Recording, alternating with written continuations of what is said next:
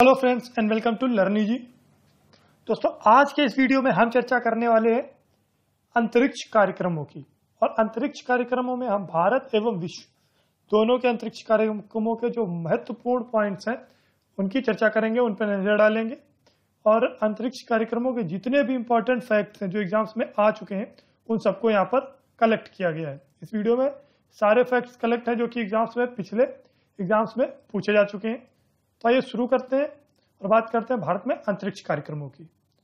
और आगे बढ़ने से पहले मैं यहाँ पर एक बात और कंफर्म कर देना चाहूंगा कि अगर आप लोग इस प्रकार से अगर पीडीएफ्स में और ये इस प्रकार स्लाइड शो में नहीं पढ़ करके अगर आप बोर्ड पे, ब्लैक बोर्ड पे या व्हाइट बोर्ड पे पढ़ना चाहते हैं तो अपने सुझाव हमें कमेंट बॉक्स में बताएं।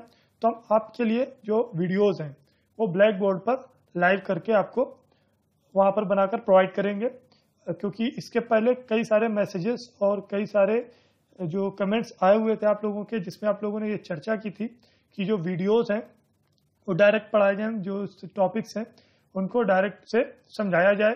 तो अगर आप इस प्रकार के कोई वीडियोस चाहते हैं तो आप हमें कमेंट करके बताएं, अपने सुझाव में बताएं, जिससे हम आगे कोई नया एक्शन ले सकें। तो आइए आज बात करते हैं पहले अंतरिक्ष कार्यक्रमों की। तो विश्व स्तर पर जो अंतरिक्ष युग की शुरुआत हुई वो 1957 से हुई। वैश्विक स्तर पर अंतरिक्ष युग की शुरुआत कब से मानी गई और कब हुई? तो 1957 से वैश्विक स्तर पर अंतरिक्ष युग की शुरुआत हुई। और अंतरिक्ष युग की शुरुआत कैसे मानी गई? क्योंकि 1957 में 4 अक्टूबर 1957 को सोवियत संघ ने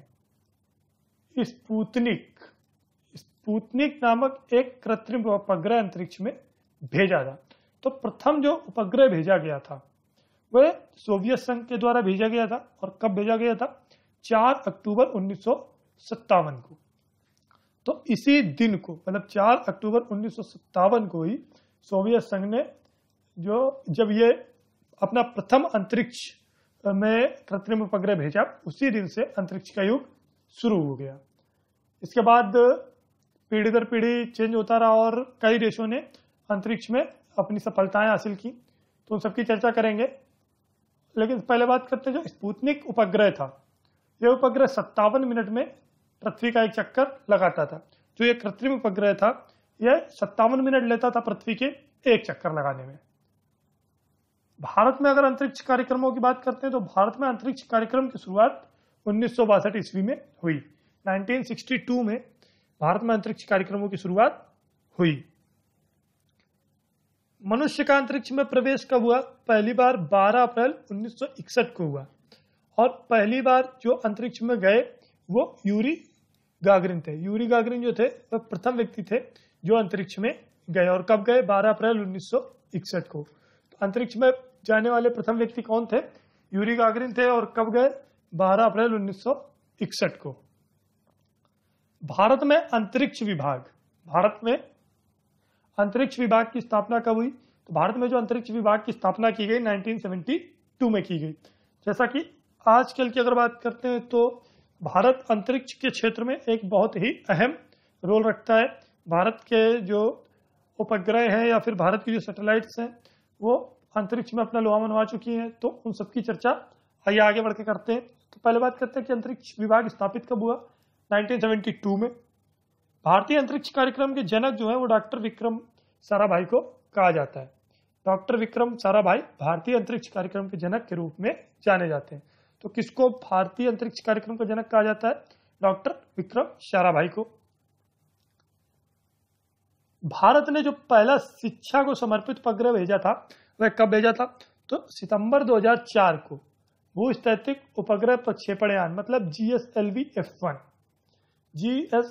F1 के द्वारा प्रक्षेपित एडुसैट, जो उपग्रह का नाम था एडुसैट, यह भारत का पहला उपग्रह था जो शिक्षा के लिए समर्पित था। कब प्रक्षेपित किया गया था?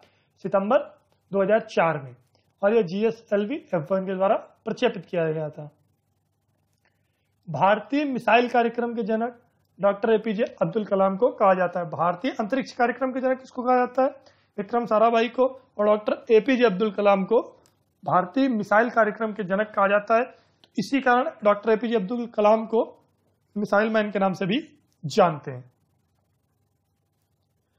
भारतीय अंतरिक्ष अनुसंधान संस्थान मतलब ISRO, Indian space research organisation जो है वह 1969, इसकी स्थापना कब हुई? 1969 में हुई और इसका मुख्यालय कहां पर है? बेंगलोर में। बेंगलोर में इसका मुख्यालय है और इसकी स्थापना इसरो की कब हुई? 1969 में हुई। अंतरिक्ष में प्रथम जानवर जो गया था वो लाइका था और लाइका एक कुत्ता था। मतलब अंतरिक्ष में जाने वाला प्रथम जानवर कौन था? तो कुत्ता सबसे पहले अंतरिक्ष में पहुंचा। अंतरिक्ष में सबसे पहले कुत्ता पहुंचा और उस कुत्ते का नाम क्या था? लाइका था।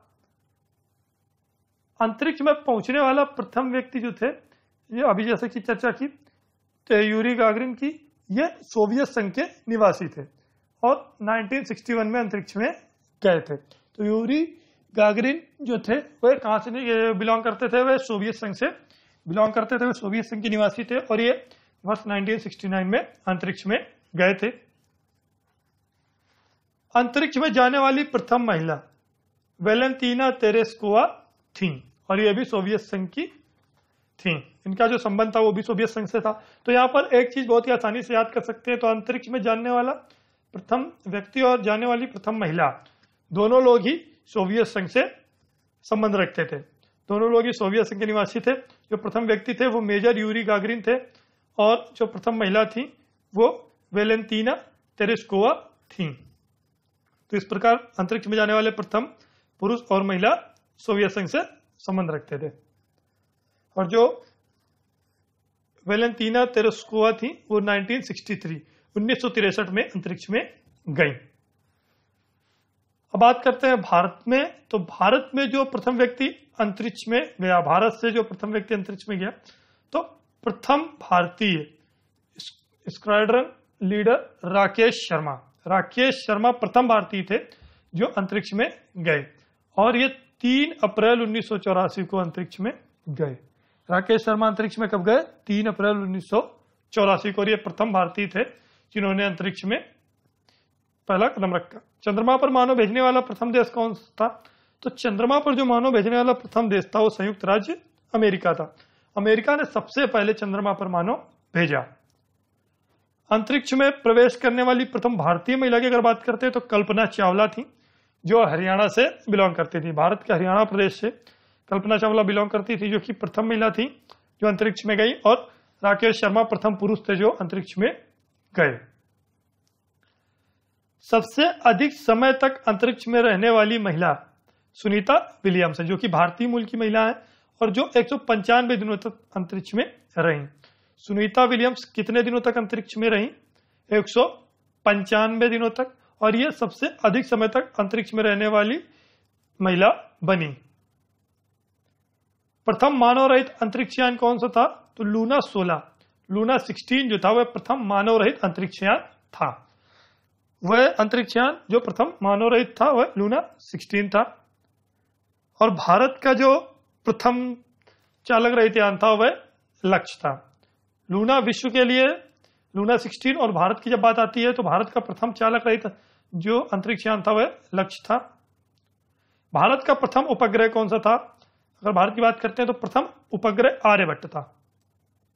भारत का प्रथम उपग्रह आर्यभट्ट था जिसको का प्रक्षेपित किया गया 19 अप्रैल 1975 को और सोवियत संघ से इसको भेजा गया था। भारत का प्रथम उपग्रह आर्यभट्ट था और इसको भारत से नहीं भेजा गया था। यहाँ पर बिल्कुल भी कंफ्यूज नहीं रहना है। भारत का प्रथम उपग्रह संयुक्त राष्ट्र संघ से सोवियत संघ से भेजा गया था क्योंकि सोवियत संघ ने सबसे पहले अंतरिक्ष में अपना पैर जमाना स्टार्ट किया था और उस समय तात्कालिक समय पर सोवियत संघ का जो अंतरिक्ष यान का जो मजबूती थी और जो विश्व स्तर की अगर बात करते हैं तो काफी ज्यादा भरोसेमंद था। तो सोवियत संघ के द्वारा ही भारत का प्रथम आर्यभट्ट जो उपग्रह था वह 19 अप्रैल 1975 को अंतरिक्ष में भेजा गया। चंद्रमा पर मानव को पहुंचाने वाला प्रथम अंतरिक्ष यान अपोलो 11 है। अपोलो 11 जिसमें से चंद्रमा पर प्रथम मानव पहुंचे थे, जिसमें से नील आर्मस्ट्रांग जो प्रथम व्यक्ति थे जिन्होंने चंद्रमा पर कदम रखा था। तो वो किस यान से गए थे? अपोलो 11 से। विक्रम साराभाई अंतरिक्ष केंद्र कहां पर स्थित है? तो त्रिवेंद्रम में विक्रम साराभाई अंतरिक्ष केंद्र स्थित है। भारत के त्रिवेंद्रम में विक्रम साराभाई अंतरिक्ष यान स्थित है। भारत का पहला कृत्रिम उपग्रह रोहिणी है। भारत का पहला जो कृत्रिम उपग्रह है वह रोहिणी है। रोहिणी भारत का प्रथम कृत्रिम उपग्रह है। भारत का पहला चंद्रयान अभियान जो था वह चंद्रयान प्रथम है। भारत ने जो पहला चंद्रमा पर अभियान भेजा वह चंद्रयान प्रथम है और 22 अक्टूबर 2008 को मून मिशन मतलब चंद्रयान ने सफलता हासिल की। और इसरो, चूंकि इसरो ने यह बहुत ही बड़ी उपलब्धि हासिल की थी जब चंद्रयान का सफल परीक्षण हुआ और चंद्रयान जो है चंद्रमा पर पहुंचा, तो 22 अक्टूबर 2008 को जब मून मिशन की सफलता हुई तो इसरो ने एक नई उपलब्धि हासिल की। विश्व के अंतरिक्ष कार्यक्रमों में इसरो ने एक नया जो है अपना कदम रखा और अपनी नई पहचान बनाई। चांद पर पानी खोजने का श्रेय चंद्रयान प्रथम को ही दिया जाता है। भारत का जो उपग्रह था चंद्रयान प्रथम, जो अंतरिक्ष यान था ये इसके द्वारा ही चांद पर पानी खोजने का श्रेय प्राप्त होता है। यह प्रक्षेपण यान की अगर बात करते हैं तो भारत ने अपने पहले स्वदेशी प्रक्षेपण यान SLV-3 का सफल परीक्षण 1980 में किया था। भारत ने अपने पहले स्वदेशी प्रक्षेपण यान SLV-3 का सफल परीक्षण 1980 में किया था। इसके बाद अगली पीढ़ी के उपग्रह जो प्रक्षेपित यान हुए ASLV, इसका निर्माण किया गया। मतलब सबसे पहले SLV-3 फिर ASLV-3 का निर्माण हुआ। ध्रुवीय उपग्रह प्रक्षेपित यान मतलब PSLV जो कि आधुनिक युग में यूज किया जाता है। इससे बड़े से बड़े जो उपग्रह हैं वो भेजे जाते हैं। अभी जो भारत ने हाल ही में 104 उपग्रह भेजे उसका श्रेय भी PSLV की श्रेणी को ही दिया जाता है। तो ध्रुवीय उपग्रह प्रक्षेपण यान PSLV का निर्माण भारतीय अंतरिक्ष अनुसंधान संस्थान ने किया, इसरो ने किया। PSLV छोटे उपग्रह को भू स्तर कक्षाओं में भेजने में सक्षम है।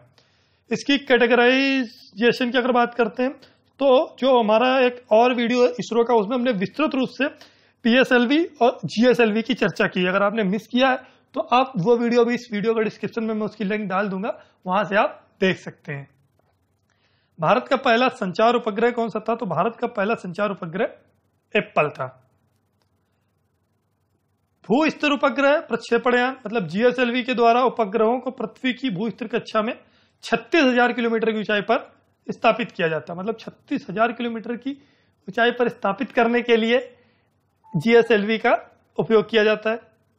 भारतीय अंतरिक्ष अनुसंधान संस्थान जो संगठन है इसरो है, भारत का अंतरिक्ष संस्थान है और इसरो का मुख्यालय कर्नाटक में है, जिसकी अभी चर्चा की।